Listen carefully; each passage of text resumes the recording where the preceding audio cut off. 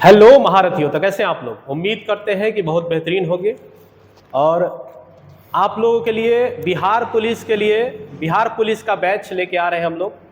जो पहले हम लोग जानेंगे बिहार पुलिस के पूरा क्राइटेरिया के बारे में कि क्या क्या इसमें हम लोगों को जानना है। पहले हम लोग जानेंगे बिहार पुलिस के बारे में, सिलेबस के बारे में और एग्जाम पैटर्न क्या है। ठीक है, हम लोग जानेंगे कि एग्जाम कैसे होगा, इसका ऑफलाइन या ऑनलाइन, सभी चीजों के बारे में हम जानेंगे। सिलेबस के बारे में जानेंगे, एजुकेशन क्वालिफिकेशन के बारे में जानेंगे, एज लिमिट क्या है इसका, फिजिकल एलिजिबिलिटी क्या है, हाइट क्या रहने वाला है। तो सभी चीज हम लोग जानेंगे। राहुल सर जो छपरा वाले हैं उनसे जानने की प्रयास करेंगे। सर बताइए। Thank you Rupesh sir. जय हिंद, नमस्कार। मैं राहुल शर्मा और आज हम आप सबको इसके बारे में बताने वाले हैं। जैसा कि आप सबको पता है कि बिहार पुलिस का नोटिफिकेशन आउट हो गया है और उसका डेट भी आ गया है। फॉर्म इसका 18 मार्च से भरा जाएगा, तो इसी के बारे में हम लोग जानने वाले हैं। तो आइए स्टार्ट करते हैं इस सेशन को। देखिए, विज्ञापन इसका आया है, विज्ञापन संख्या है 1/2025 और इसमें अगर हम लोग बात करें टोटल सीट का, तो सीट आपका है 19,838 इसमें सीट है। और अगर हम लोग इसमें बांट दे, अगर हम लोग इसको थोड़ा ऊपर करें, अगर हम लोग इसको बांट दे तो इसमें देखिए यूआर के लिए यानी कि जनरल के लिए सीट है 7935, ईडब्ल्यूएस के लिए है 1983 है, एससी के लिए है 3174, अनुसूचित जनजाति के लिए 199, ईबीसी के लिए आपका सीट है, बीसी के लिए है और बीसीडब्ल्यू के लिए है। और इसमें जो है महिलाओं का सीट अलग है। यहाँ पर देखिए महिलाओं के लिए क्षैतिज आरक्षण। तो एक बात ध्यान रखिएगा, अपना जो सरकार है बिहार सरकार महिलाओं पे कुछ ज़्यादा ही मेहरबान है। उनको मतलब कि सरकार की ये मंशा है कि उनको ज़्यादा से ज़्यादा हम अपने विभाग में भर्ती करें, है ना। तो अगर आप लड़के हैं तो थोड़ा सा आपको ज़्यादा मेहनत करना पड़ेगा और अगर आप महिला हैं तो थोड़ा सा कम मेहनत करना पड़ेगा। चलिए आगे बढ़ेंगे। आगे अगर इसमें बात किया जाए हाइट का बात करेंगे, तो हाइट का अगर बात करेंगे तो गैर आरक्षित यानी कि जनरल पिछड़ा वर्ग का जो मेल होगा उनका हाइट दिया है 1.65, सीना है 81 सेंटीमीटर और फुलाने के बाद 86 सेंटीमीटर, यानी कि सीना आपको 5 सेंटीमीटर फुलाना होगा, यह ध्यान रखेंगे। दूसरा है आपका अत्यंत पिछड़ा वर्ग वाले के लिए हाइट है 160 सेंटीमीटर, सीना 81 है और फुलाने के बाद है 86, यानी इनका भी सेम है।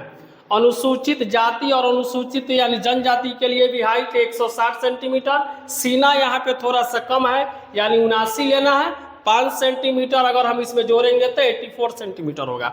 और अगर यही बात करें महिलाओं की, तब महिलाओं का हाइट है 155 सेंटीमीटर, इनका जो सीना है वो इन पे लागू नहीं होता है। ठीक है, अब बात करेंगे शैक्षणिक अर्हता का। तो शैक्षणिक अर्हता दिया है कि सिपाही के पद के लिए शैक्षणिक अर्हता इंटरमीडिएट उत्तीर्ण अथवा बिहार राज्य सरकार के मदरसा बोर्ड द्वारा निर्गत मौलवी प्रमाण पत्र अथवा बिहार राज्य के संस्कृत बोर्ड द्वारा, जिसको हम लोग मध्यमा बोर्ड कहते हैं, इसके साथ भी अगर कोई इंटर किया होगा तो वो व्यक्ति इस फॉर्म को भर सकता है। अब यहाँ देखिए नोट में दिया है ट्रांसजेंडर अभ्यर्थियों के लिए शारीरिक मापदंड महिला अभ्यर्थियों के समान होगा, यानी कि जो लोग थर्ड जेंडर के श्रेणी में आते होंगे उनकी जो शारीरिक मापदंड है वो महिलाओं के समान है, यानी हाइट 155 सेंटीमीटर और सीना वाली बात उन पर लागू नहीं होता है। आगे बात करेंगे उम्र का, तो उम्र सीमा है अभ्यर्थी की उम्र की गणना मैट्रिक अथवा समकक्ष परीक्षा के प्रमाण पत्र में अंकित जन्म तिथि के आधार पर होगा, यानी जो आपका मैट्रिक में जो डेट ऑफ बर्थ दिया होगा उसी के आधार पर आपकी आयु की गणना होगी।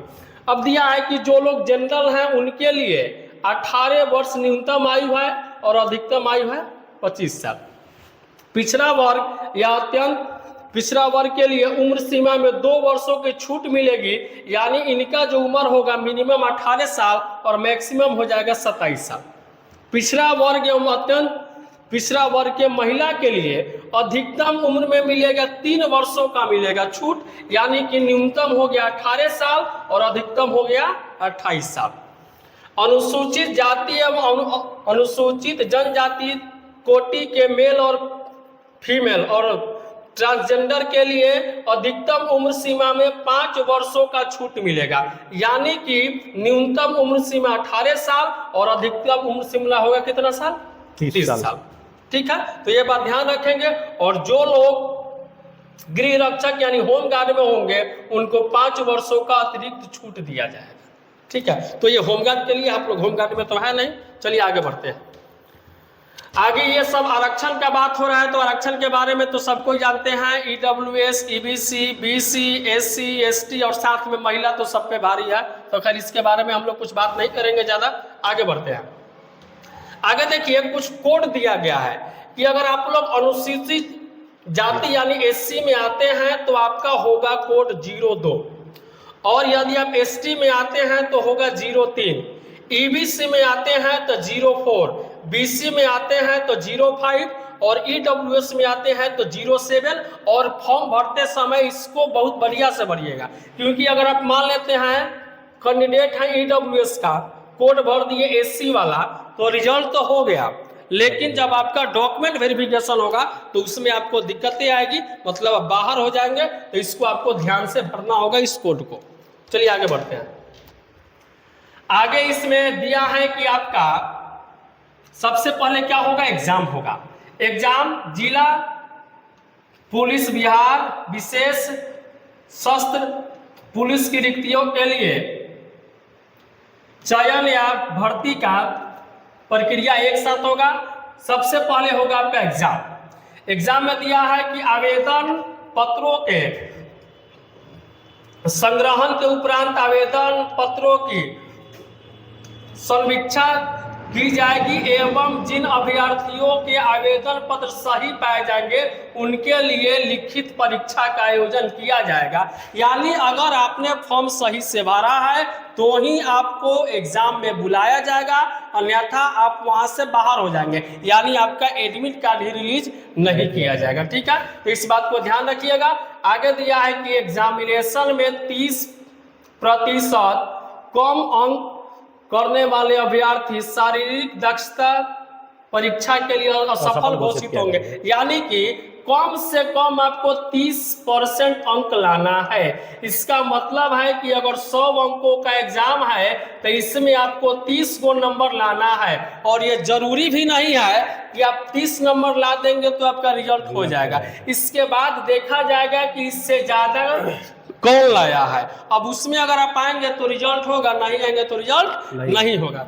ठीक है, और इसके बाद जो है सेकेंड में आपका होगा शारीरिक दक्षता परीक्षा, PET जिसको हम लोग बोलते हैं। तो इसके बारे में हम जानेंगे। और एक बात ध्यान रखिएगा कि आपका जो मेरिट लिस्ट बनेगा वो लिखित परीक्षा के आधार पर नहीं बनेगा, शारीरिक परीक्षा के आधार पर आपका मेरिट लिस्ट बनेगा। तो देखिए शारीरिक परीक्षा में क्या है, तो सबसे पहले आपका दौड़ है, अधिकतम 50 अंक आपको मिलेगा रनिंग में। अब इसका भी समय है, 5 मिनट से कम में मारेंगे तो मिलेगा नंबर का एगो 50 गो, 5 मिनट से यानी 20 सेकेंड तक 40 गो, 5 मिनट 20 सेकेंड से 5 मिनट 40 सेकेंड तक है 30 गो, और इसके ऊपर वाले को 20 अंक। तो ध्यान रखिएगा कि अगर आप रनिंग में 40 अंक नहीं लाएंगे तो ये मान के चलिए कि आपका रिजल्ट फिर तब नहीं होगा। ठीक है,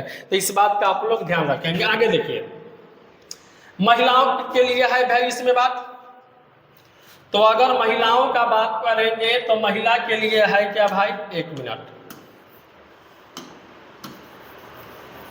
महिलाओं के लिए जो है सो इसमें कुछ आपको मिलेगा छूट, जैसे 4 मिनट से कम में अगर वो लोग दौड़ती हैं, दूरी भी कम है, 1 किलोमीटर है, तो 50 नंबर मिलेगा। 4 मिनट से 4 मिनट 20 सेकेंड तक 40 अंक मिलेगा। और इसके बाद जो लोग आएंगे वो रह जाएंगे, उनका मेरिट नहीं बनेगा, क्योंकि मेरिट आपका फिजिकल पर ही बनने वाला है। तो मेरिट उन्हीं का बनेगा जिनका रनिंग में या तो 50 आएगा या फिर 40 आएगा। अगला है आपका गोला फेंक, अधिकतम 25 अंक आपको इसमें मिलेगा। 16 फीट से लेकर के 17 फीट तक अगर आप इसको फेंकेंगे तो 9 अंक मिलेगा। 17 फीट से ज्यादा और 18 फीट तक फेंकेंगे तो 13 अंक मिलेगा। 18 से 19 फीट तक 17 अंक है। 19 से 20 आपका 21 है। और 20 फीट से ज्यादा कोई फेंकेगा तो क्या है, 25 अंक है। और इसमें लगभग बच्चे जो है 25 अंक ले करके आते हैं, तो ये उतना कठिन बात है नहीं। ठीक है, आगे सभी कोटि के महिलाओं के लिए गोला जो होगा, गोले का साइज होता है 12 पाउंड और इसको फेंकना होता है न्यूनतम 12 फीट। अगर आप 12 से 13 फीट तक इसको फेंकिएगा तो 9 अंक मिलेगा, इससे ज्यादा है तो मिलेगा 13, और अगर 16 फीट से ज्यादा फेंकिएगा तो आपको मिलेगा कितना अंक जी, तो 25 अंक मिलेगा। और महिलाएं भी इसमें 25 में 25 अंक ले लेती है, ये कोई सोचने वाली बात नहीं है। अब इसके बाद आता है बारी ऊंची कूद का। ऊंची कूद में भी आपको अधिकतम अंक मिलेगा कितना, 25। पुरुष का बात किया जाए, अगर पुरुष का अगर बात किया जाए मेरे भाई मेरे दोस्त, तो पुरुष के लिए अगर वो 4 फीट कूदेंगे तो उनको न्यूनतम अंक मिलेगा 13। 4 फीट से लेकर के 4 इंच तक अगर वो जाएंगे तो उनको अंक मिलेगा कितना, 17। आगे आते हैं। लेकिन अगर वही 5 फीट पर अगर आप जाते हैं तो फुल मार्क्स आपको मिलेगा। इसको कहाँ कर सकते, हाँ 5 फीट पर अगर आप जाएंगे तो आपको अधिकतम अंक मिलेगा कै गो, तो 25 को। और ये थोड़ा सा मुश्किल हो जाता है सबके लिए, ठीक है। तो इसमें जनरली लोग वही 18-20 नंबर इसमें ला पाते हैं, ठीक है। महिलाओं की अगर बात किया जाए तो कम से कम आपको कूदना होगा 3 फीट, जिसमें अंक मिलेगा कितना, 13, और अधिक से अधिक जाना है 4 फीट, और इसमें आपको मिलेगा कितना, 25 अंक। लेकिन यहाँ दिया है नोट में कि 3 फीट न कूद सकने वाले महिला अभ्यर्थियों को असफल घोषित किया जाएगा। यानी अगर आप 3 फीट से कम कूदते हैं तो आपको वहीं से बाहर का रास्ता दिखा दिया जाएगा, ठीक है। इसके बाद नेक्स्ट स्टेप आपका क्या होता है, दस्तावेज सत्यापन। यानी जो आपने डॉक्यूमेंट के बारे में जो भी बातें की है कि हम मैट्रिक हैं, हम इंटर हैं, और हम EWS हैं, BC हैं, उसी का यहाँ पर सत्यापन किया जाता है, मिलाया जाता है। अगर यह सब कुछ सही होता है तो फिर मेरिट लिस्ट आपका जारी होता है। अब ये सब कुछ आपका होगा, वही डॉक्यूमेंट वेरिफिकेशन हो गया। अगर आपके घर में कोई स्वतंत्रता सेनानी रहा हो तो इसके लिए आपका डॉक्यूमेंट होगा। अगर आपने EWS लगाया हो तो इसके लिए डॉक्यूमेंट देना होगा। ट्रांसजेंडर है तो उसके लिए भी अगर आपने ये दिया है, या फिर होम गार्ड में है तो इस सब के लिए डॉक्यूमेंट आपको देना होगा। और आखिरी स्टेप है मेधा सूची, यानी मेरिट लिस्ट। लिखित परीक्षा मेधा सूची का आधार नहीं होगा। लिखित परीक्षा केवल शारीरिक दक्षता परीक्षा एवं दस्तावेज सत्यापन के लिए अहर्क होगा। यानी ध्यान रखिएगा कि जो आपका रिटन होगा वो सिर्फ और सिर्फ उसमें एंट्री के लिए है बस। मेरिट लिस्ट जो होगा लिखित परीक्षा के आधार पर नहीं बनेगा। मेरिट आपका बनेगा काथी पे, फिजिकल पे। और इसमें क्या है, रनिंग है, इसमें क्या है आपका गोला है, फेंकना है, और इसके बाद इसमें क्या है तो जंप है। ये सब कुछ जो करेगा और इसमें भी जो अच्छा नंबर लाएगा उसी का मेरिट बनेगा। लेकिन यहाँ तक आने के लिए सबसे पहले आपको निकालना होगा क्या, रिटेन। और रिटेन निकालने के लिए भैया आ जाइए हाई इम्पैक्ट एकेडमी में, और हम और हमारी जो टीम है आप सबके साथ है, एकदम से दमदार मेहनत करके आपको उम्मीद है कि आपको, आप जिस भरोसा पे आप मेरे पास आएंगे, और हम लोग भी, हमारा भी यही रहेगा कोशिश की उस भरोसा पे खरा उतरे हम लोग, ठीक है। आगे देख लेते हैं और कुछ जानकारी है। और जानकारी ये है, रुपया का जानकारी है कि अगर आप अनुसूचित जाति, अनुसूचित जनजाति या आरक्षण कोटि के अभ्यर्थी हैं, या राज्य के मूल निवासी सभी वर्ग कोटि की महिला अभ्यर्थी हैं, तो आपको देना है 180 रुपया। और इसके अलावा शेष कोटि का जो भी लोग होगा उन्हें देना कितना है, 675 रुपया देना है, ठीक है। यही सब बात है। और उम्र की अगर बात करें तो उम्र लेगा 1/8/2025।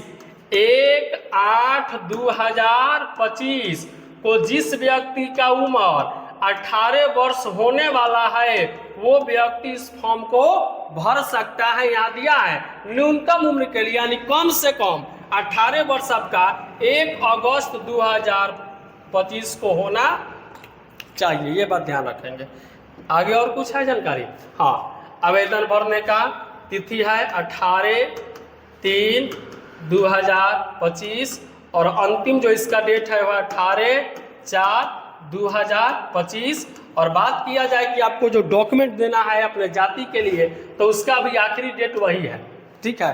तो 18 से पहले अपना जो भी आपका डॉक्यूमेंट है जाति का, है ना, निवास हो गया आपका, EWS हो गया, EBC, BC, ST, ST जो भी आपको बनवाना है बनवा लेंगे और उसका जो नंबर होता है वही इसमें लगेगा, ठीक है।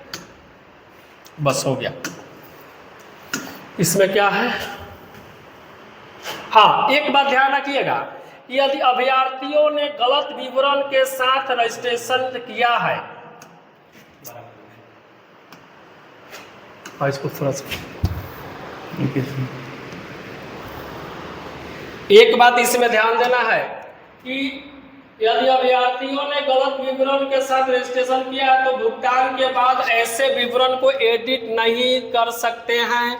यानी अगर आपने कुछ गलत विवरण दे दिया है और आपने यानी कि सरकार को एग्जाम फी भी दे दिया है तो फिर अब आपका एडिट नहीं होगा। तो ध्यान से भरिएगा, अगर गलती हो जाता है पहले एडिट करेंगे और उसके बाद हम लोग पेमेंट करेंगे, है ना। चलिए, तो आज के लिए इतना ही। जय हिंद, जय भारत, भारत माता की जय।